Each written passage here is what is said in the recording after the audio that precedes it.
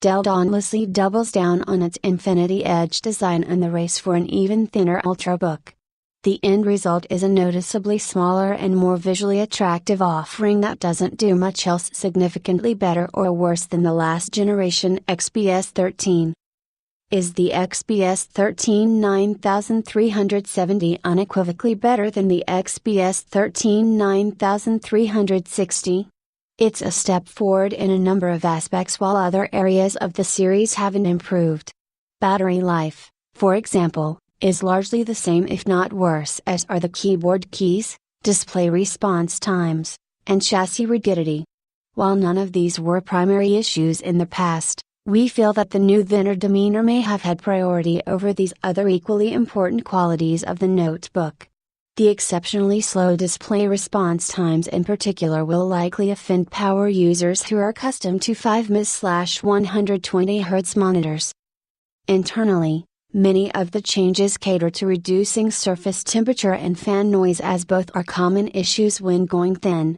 The larger cooling system and introduction of thermally insulated core fabric have allowed the system to run cooler to the touch without necessarily bumping up fan RPMs. Lastly, the dynamic power policy deserves praise for squeezing as much performance out of the ULV processor as possible. It's a notable feat because the i5-8250U processor is running warmer on the XPS 13 9370 than on the XPS 13 9360 while keeping both surface temperatures and fan noise in check. With that said, owners of the XPS 13 9360 are not missing very much on this latest revision, considering that the keyboard, weight, processor, speakers, webcam, and chassis are either the same or not all that different. The new performance scaling is nice to have, but it is largely unnoticeable for common low-medium loads like word processing, browsing, or video playback.